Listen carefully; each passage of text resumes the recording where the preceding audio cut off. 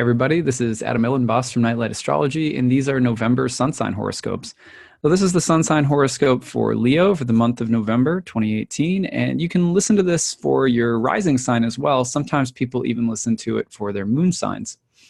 But let's go ahead and dive in and see what the month of November has in store. So the month really gets started on the first sort of major transit of the month that I have my eye on is on November 7th. At which point you're going to have a new moon in Scorpio in your fourth house of home and family. Venus has recently been retrograde over the month of October in your house of home and family. So there's been some changes at the roots, family karma, property, home, where you're living, changes in the home, changes with domestic matters, looking at your personal life, your inner life, your behavioral patterns, and how they have maybe some relation to your family or parents or upbringing. It's been a time of learning and change. The new moon here plants a seed for the cycle ahead, and you can think about the kinds of emotional depth that has been already coming up around this area of your chart, continuing, but maybe with a sense of having turned a corner, having learned something, lessons being implemented. So I like this for you because even though it can be a little heavy and deep and intense, Jupiter's been in Scorpio in your fourth house for the past year. You've really been working on this area of home family for a while now. The new moon here, just as Jupiter is about to leave that house, just as Venus finishes retrograde, it has the feeling of turning a corner, that you're ready to turn the corner and start a new chapter. So I like this for you, even if there's some deeper emotional work on the home front still to be done in the month ahead. So all month long, Venus is also in your third house in Libra, opposite the planet Uranus in your ninth house. And that's all month long. There's two houses in the wheel that represent the mind: belief, ideas, communication, learning, teaching, writing, communicating, interpreting, translating, publishing, going to school, learning, traveling abroad. That's the third and the ninth house. So the tension between Venus and Uranus in the third and the ninth house may have to do with a change of mind that you're making right now. Maybe one that's impacting your relationships, or maybe the topic of beliefs and ideas in relationships, or maybe the topic of creatively working out new ways of communicating yourself or your ideas or what you are passionate about or what makes you unique in the world to others, using some new forms of communication or technology, just innovating new ways of expressing yourself in the world. This could also be a transit that has a lot to do with those hard lines in the sand that come up in our relationships around differing ideas or beliefs. Also having your ideas or beliefs challenged or being challenged or challenging others, I should say.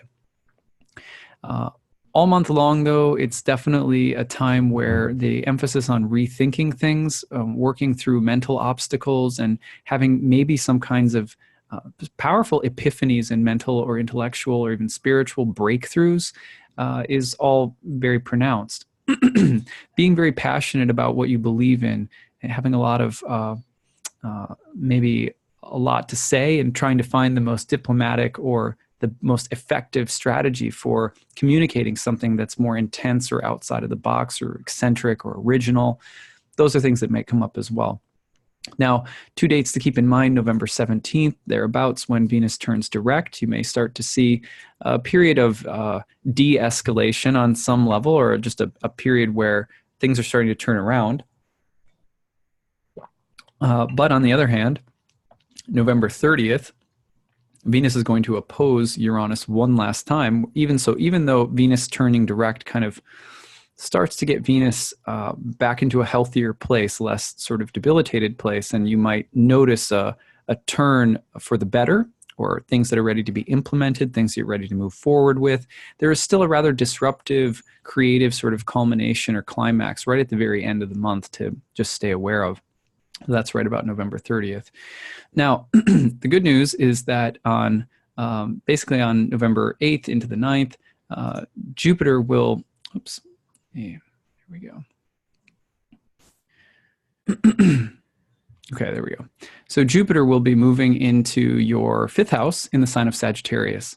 This is kind of a big event because Jupiter is usually in a sign for a whole year at a time. So Jupiter changing signs only happens once a year.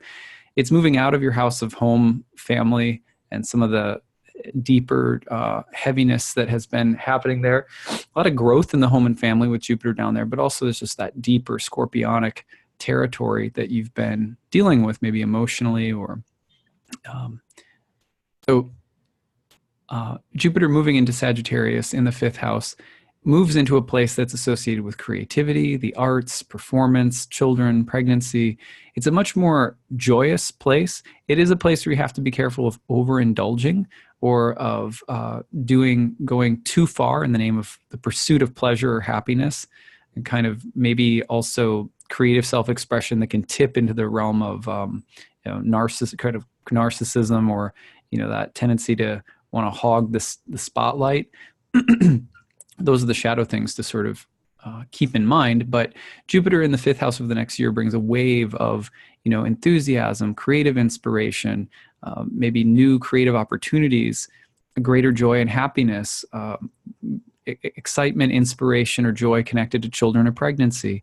It's a very joyful, exciting transit. And it's also one that's going to be allowing you to step forward more in any area of life with a little more confidence, buoyancy, hope, lightness, bigness, broadness of vision. So a very positive and exciting transit in your fifth house. Now, that transit, again, lasts about a year. And that begins on November 8th, going to the 9th. It really establishes itself. Interestingly, on the 15th of November is another big transit that I have my eye on that I think is going to be pretty exciting. And that's the entrance of Mars into the sign of Pisces. So you can see on the 15th, you'll notice Mars just entering Pisces, moving into your 8th house. It's been in your 7th house since like the middle of May. So it's been doing a number on you in the house of relationships. Since the middle of May, you had a long Mars retrograde in the house of relationships over the summer. Wow. And a lot of intense things happening around relationships. Now moves into the 8th house, which is a house of the partner's money or resources that come from other people, help that we receive from other people, or benefits that we receive from other people, sometimes benefits that we receive from death, like inheritance, or through benefits that come through difficult experiences, like difficult periods of loss. So Mars in the 8th is also generally connected to death and rebirth, or themes of transformation. Well, Mars in the 8th can help you face your fears between now and, say, the end of the year. There's maybe a theme of transformation, of facing the unexpected, of dealing with anxieties and uncertainties, but facing them and finding courage in the midst of it. I really like this transit for you because I think Leos are at their best when they have to find courage in their hearts. The ability to shine, I think, is tantamount for Leos to having an opportunity to shine. And the opportunity to shine often comes where there are reasons that we have not to shine, or to be self-doubting, or to be afraid. So I think that Mars in the 8th is something that can, it may ask you to be self-sacrificing. Mars in Pisces, it may ask you to, again, deal with uncertainties or sudden changes or endings or things kind of falling away, which they tend to do in the 8th house. That could be a little challenging, but rising to meet that right now, I think you stand to gain a lot, and gain maybe a lot in unexpected ways. The 8th house often brings us gifts when we meet challenges and uncertainties and loss with a smile. And then somehow blessings come out of it. So it's an amazing, that's why people often associate the 8th house with death and rebirth. So keep heart, keep courage around that. And also don't be totally surprised if there are changes and maybe some challenges or stresses involving partners' money or finances or resources that you rely on that come from other people or something like that. So that's Mars. Mars on the 19th gets involved with a square to Jupiter in the 5th. So you've got that 8th house, 5th house tension, which is going to start repeating itself through the end of the month quite a bit. So the 5th house, 8th house is wonderful in terms of a substantive, deep kind of creative, transformative moment. I know that's a mouthful, but in other words, the fifth house, all about creativity, joy, happiness. The eighth house, a little heavier, right? Darkness and loss and impermanence and death and fears about the future, uncertainties about the future. When you put the two together, though, there is the opportunity for, like if you've ever seen what they call a dark comedy, or if you've ever enjoyed darker art that still has an uplifting quality, like The Nightmare Before Christmas by Tim Burton.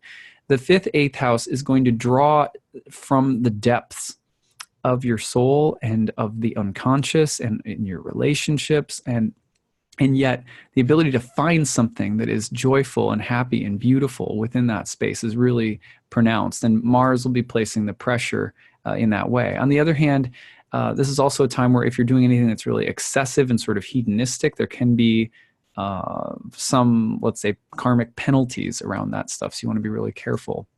Now that takes us through the 19th. But on the 17th, you'll see that 17th, Mercury in the 5th is turning retrograde in a square to Neptune in the 8th, more of the same. Basically, again, more of the same themes taking place across the 5th and the 8th house. Now, Mercury in the 5th house can indicate that there are creative, a transformation that you're going through creatively, that you're rethinking or revising different forms of creative communication. So if you're thinking about how do I communicate myself in my business letters or my newsletters or my website, or some kind of creative and maybe even technological transformation that you're thinking about, or some kinds of changes, or also, the frustrating things that kind of hold us back, or delays and setbacks and challenges that come up during retrogrades in the 5th house. It could be creative in nature. It could also be about things that start off fun but then become more complicated. So you have to be, again, like anything where it's like you're getting involved with a group of people, or you're getting involved with doing something all the time. It's like, it's a lot of fun. It's a lot of fun. And then things start to get a little bit more complicated. You realize maybe this isn't so healthy. Mercury retrograde in your 5th. Also, challenges or changes specifically around communication with children, your kids if you have them, or topic of pregnancy. The square to Neptune in the 8th means that you're going through a process of trying to clarify things. You be really careful of deception, confusion, poor boundaries, especially mentally or in your dialogue or communication with others. So this Mercury retrograde process also may have to do with helping you to become more realistic about things, and to take a creative vision and find the appropriate strategy for creatively for expressing it in the world. So you'll see the same exact themes repeating around the 22nd and 23rd. So here we go. On 22nd into the 23rd is the full moon. Full moon landing in your 11th house, which is the house of friends, groups, allies, benefactors, hopes and dreams for the future, square or opposing all of the Sagittarius planets, in the 5th house of creativity, and then squaring Neptune and Mars, creating a T-square in the 8th house of death, transformation, rebirth, other people's money. So it's a very powerful full moon. Again, with your ruling planet, the sun, having also just entered Sagittarius around this time, you're personally preoccupied with the 5th house. Fun. What is my, fun, joy, and pleasure, creativity, children, pregnancy, but also what is my dharma? What is my creative mission in life? Very important right now. But you're also having to consider who your allies are, who your friends are, which kinds of groups or organizations might make good collaborating partners and which are not making good collaborating partners. So, and then at the same time, you're still dealing with that pressure in the 8th house, things that are happening in your a partner or spouse's financial life or their occupation, fears that you're dealing with, or uncertainties about the future that you're dealing with. So the interesting thing is all of these houses are what we call succedent houses. So that means that they all pertain to things that will come, something will come of it in the future. So I would see this as a time where you're gathering resources and trying to figure out the best plan for actualizing your goals, especially your creative goals in the months and year ahead. But it's a kind of a crossroads moment where you may have some challenging decisions to make and how much you're willing to compromise or not compromise in order to get help or resources from other people, things like that. So very interesting month. I look forward to hearing from you, hearing how it goes. Please leave your stories in the chat box. And I look forward to checking in with you, all of you Leos out there, for the month of December. Okay, take care.